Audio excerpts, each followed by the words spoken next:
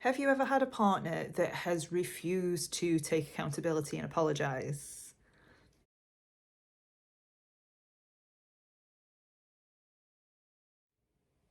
Hi, I'm Amy, and welcome to my channel. Here we discuss spirituality and psychology around relationships. And in today's video, I'm going to discuss accountability, particularly when it comes to avoidant partners and sometimes anxious partners. I think we're all guilty of sometimes not taking accountability when we really should be. But what I really want to talk about is the effect of being with somebody who will not take accountability and why it is so hard for avoidant partners to take accountability. So most people, I like to believe that most people on this earth are good people, and I believe that most people on this earth do not want to hurt their partners or anybody else for that matter. But accountability is still hard. And some attachment styles have an easier time of taking accountability than others. I mean, for example, secure partners will be more likely to hold their hands up and say, you know, what I did was really wrong. I'm really sorry that hurt you. What can I do to put this right? And they will do that. They will atone. They will accept that what they did was wrong, and they will go out of their way to make this up to somebody.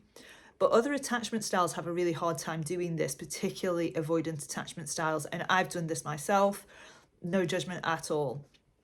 However, we do need to take accountability for the things that we've done wrong or things that have hurt somebody else, even if it's not intentional, which most of the time, guys, it won't be. Like I say, I don't believe that most people set out to intentionally hurt their partners. But when somebody is refusing to take accountability, what this can do is really break trust in the relationship, especially when it is that you are taking accountability for your side of the street, but the other person isn't.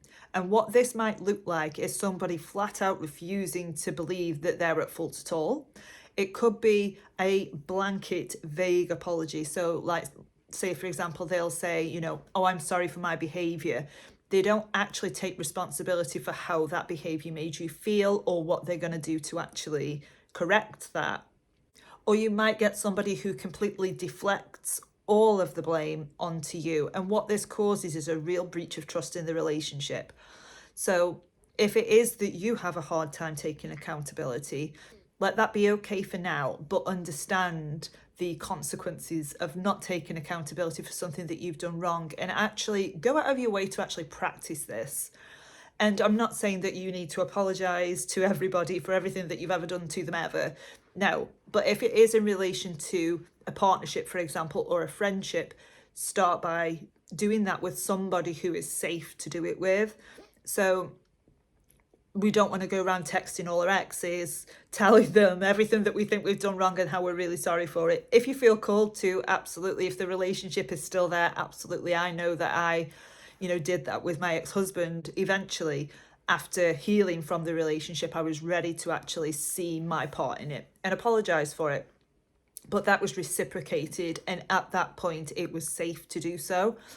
But when it is that you're in a relationship with somebody that's avoidant and somebody who never takes responsibility or accountability for their own behavior, this can be really unsettling and really unsatisfying, particularly if you're the one who is always apologizing for stuff that you haven't even done just to placate that person or just to keep the status quo. So why is it that avoidants have a hard time apologizing? And the reason for this is because when an avoidant believes that they've done something wrong, it triggers the shame wound in them. And what I noticed from my own relationships is when the shame wound is triggered, this is where you're going to get a lot of deflection of the blame. Or you're going to, for example, say something to this person and you're going to get an avalanche of criticism back. And this is just a defense mechanism. Now, I'm not making excuses for avoidant people. I believe that this behavior is wrong and it really does hurt the other person to be on the receiving end of this. Not only have they been hurt by something that's been said or done, not only that, but then they're subject to a barrage of criticism following trying to set a boundary or trying to express a need. So essentially, it feels like you're being punished for mentioning something that you had every right to mention, but the message that it gives is, I can't say anything to this person without this happening. And you end up suppressing your own feelings, your own emotions, and your own opinions because you don't want this avalanche of criticism thrown back at you.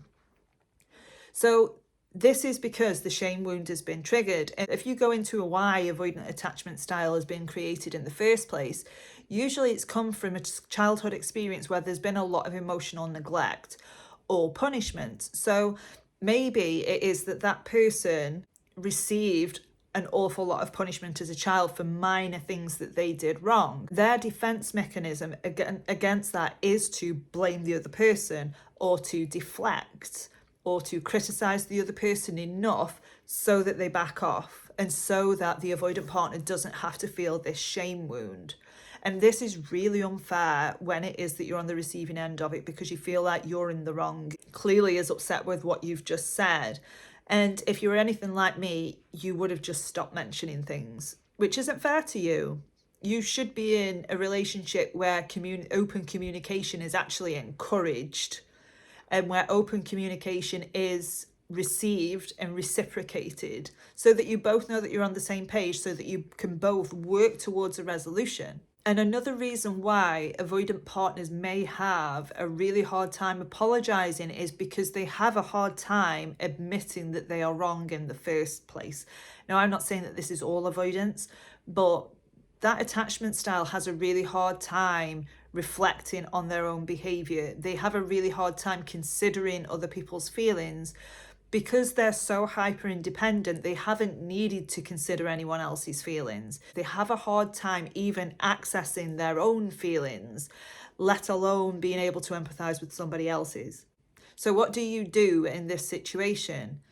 You sit this person down and you talk about it. Don't silence yourself. Don't put yourself on mute because you're worried about the reaction that this person's going to have. And I can tell you from experience that over the long term, you are not going to feel very good. You are going to start feeling neglected. You are going to start feeling rejected and unworthy because you're suppressing a lot of who you are. You're suppressing a lot of your own feelings, thoughts, and emotions in order to keep this other person happy.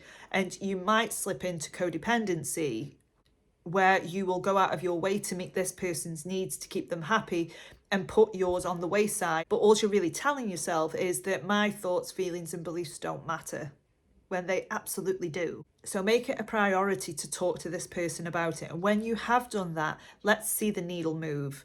Let's see that there is some improvement and that they are showing up for what they say they will. Granted, you might have a conversation with them and they just stonewall you, in which case you might want to think about the relationship a little bit more and what you're happy with and what you're prepared to put up with, what your standards and boundaries are in this relationship, but never not set a boundary, never mute yourself, never silence yourself to please somebody else. So when you've had that conversation, if it is that they're on board with it, see the needle move.